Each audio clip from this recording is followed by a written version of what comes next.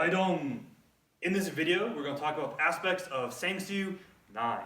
So allegedly, this is the first form that you're doing as a first degree, right? So I talked about in the previous video, again, what I think black belt means, right? So again, at least for me, again, super quick, right? Is that once you become a black belt, you more or less are skilled enough to, again, to contribute to a fight without harming your peers, right?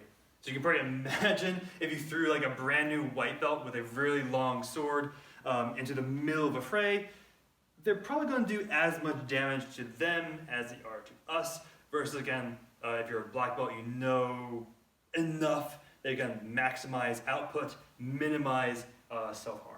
The first idea is moving around a target. So this is going to be a little bit different from, for example, what we did like in 7, I think is where my brain really kind of solidifies a little bit more, where that was kind of like seeing something dispatch. So this is going to initially sound kind of strange, but I'm going to go with this as a metaphor. So it's almost like switching from the idea of you're fighting almost like dots, like it kind of like look overhead into like a, a battleground kind of area. Instead of looking at dots, you're now going to be thinking about arrows. So this is the reason I'm kind of mentioning that. So for example, in most of the past forms, you in general assume that, again, that's where that person is, that's where that person is, that's where that person is, etc., right? But you're not really considering that much about where they're facing, right? And how you can manipulate, again, where they're facing with what you're trying to accomplish. Glasses on. So for example, beginning of the form, right? So we're here, right? So following this, again, blue line that you can barely see, the idea is obviously he or she is facing me directly. I want to be out of, again, their line of sight, but I want them to be in my line of sight. So again, this is an idea that I'm going to be taking from my HEMA experience from LART, right? So LART in Reading, so if you ever want to do some HEMA, they're a particularly really good school, so make sure you show them some love. So the way that Mr. Miller mentioned it to me is like the geometry of the fight, right? So again, ideally, I'm not in your line of sight. I'm just going to use that phrase because it's a little bit easier. I'm not in your line of sight, but you're in mine. I'm going to try to navigate my whole body to do so, right? So that's going to be almost exclusively through your footwork, which again kind of goes against a lot of the ideas of a lot of sword fighters, because like, oh, I can just move your tip out of the way. It's like, yes, but my body is still kind of ready to fight you, even though my tip's over here. All you do is like, bang, right? So my body is showing that, again, my arrow is pointing straight at you, right? So you're center. So even if you deflect my sword, yes, but I can still manipulate, again, the situation for me to cut you. So the idea with the beginning of this is I'm trying to, again, sideline, kind of like make the arrow keep shifting in order for me to, again, hit the flank of that arrow as opposed to, again, just fighting straight on. But enough of the, slightly more ethereal ideas. Let's get into something a little more concrete, right? So something that's a little more grounded and just a new target area for us. So it's not completely new depending on your interpretation. So for example, we do this in some interpretation in Form 2, but knee shots. Now what I really like about this is that we do knee shots so late in the game. So why do I say that? So for example, if you're ever kind of like introduced to, again, a novice fighting tournament or something like that, what people with a brand new sword in their hands, they haven't really sparred that much before, but you're pretty much told you can strike anywhere, they like to go for the knees. they like to be the knee crushers, right? But usually you don't want to do that, right? So why? So if I'm like, knee shot, my head's open, right? So yes, you might be able to, again, get my knee and I'll be extremely annoyed with you, but my cut would probably cut into your head. Your phenomenological consciousness will cease because it is like you have no defense. You're just like, aha, oh, and you're like, bang, right? So why I like that Gumdo does, and this is similar to, again, what I like about, again, the fainting that we did in Form 8, is that it introduces a concept that's dangerous kind of when you would expect to actually need it, right? So I already have enough of a background that I don't need to go for cheap shots with the knee, but now that I have the experience, I can, right? And I do so with a gusto, right? So if we're here, the idea in the form is I'm just crack, again, using my knee to kind of just crack it open. Now notice what I just did with from just now, right? So my head is open. What do you do with the form? I just cracked your knee immediately, block, and then shot down, right? So first of all, it shows that whoever developed the form, right, knows where you're open, right? If I, again, strike your knee, I am clearly going to be hitting head unless if I very quickly deflect, right? And then what I also like about this is you're, again, moving out of the way. For allegedly, I crack someone in the knee, they might be falling, I'm kind of checking myself, getting out of the way as I kind of like help them along with my cut. But that also brings it up to our third idea, is actually using the different feet to kind of get out of the way. So again, this is going to sound a little bit strange, but using one-legged stances, right? So our gung-gai dong-yip, right? Usually associated with Pasangse, but gung-gai dong-yip, so our golden rooster stance. Using that in a different way, right? So for example, you probably know the gung-gai dong-yip as a Pasangse, right? So for example, when we do basics, right? We do our nice false edge, right?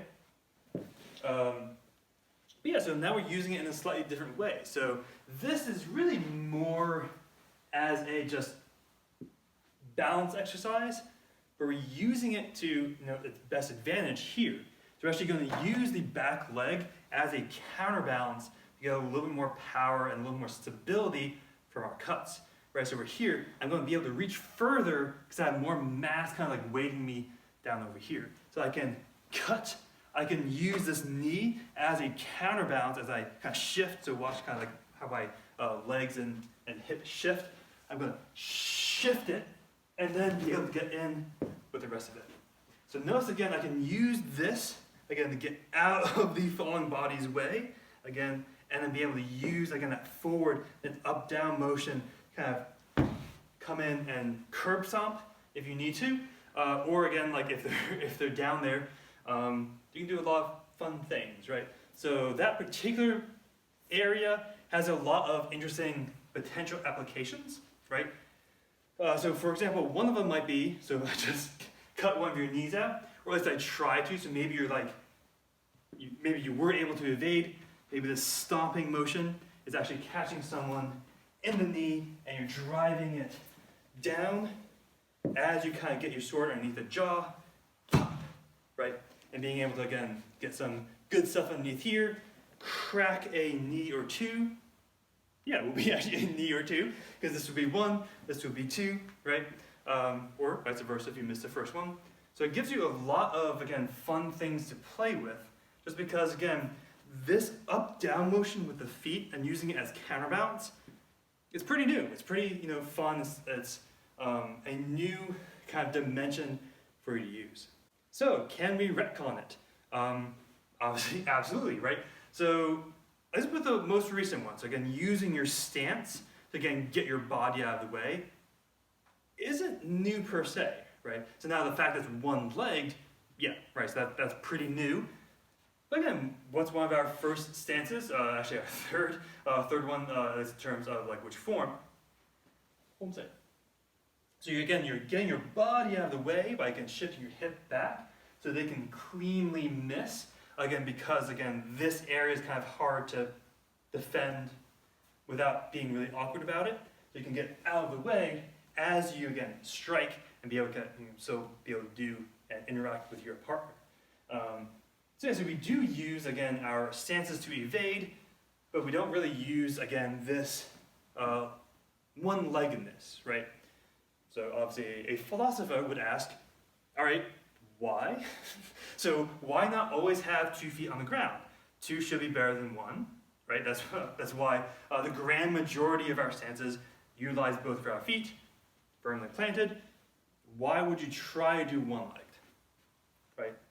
So for one, is a little bit quicker, it's a little bit more knee jerk, literally, kind of get something out of the way. Like if I see someone, again, like trying to strike my knee, like, it's a lot easier to do this as opposed to maybe stepping, or again, like maybe double step or anything like that. It's a little bit of knee jerk, but also it gives you a lot more of an up-down synchrony, right? So I can do this, right, a lot more easily. I can do this a lot more easily without losing my balance, because again, that mass of the leg is going to counterbalance, again, not quite the mass, but the force of the knee coming up is going to counterbalance the cutting force or the blocking force, or not quite blocking, but again, pushing a blade underneath someone. All of that fun stuff is a lot easier going up and down if you're using one leg, as opposed to, again, two feeders, right? It's going to be a lot easier to, again, move side to side, not so much up and down, right? So up and down doesn't really generate that much more power. This does. So that's just something to contemplate whenever you see a one-legged attack or anything like that. And as I mentioned, potentially there is another knee strike in the past.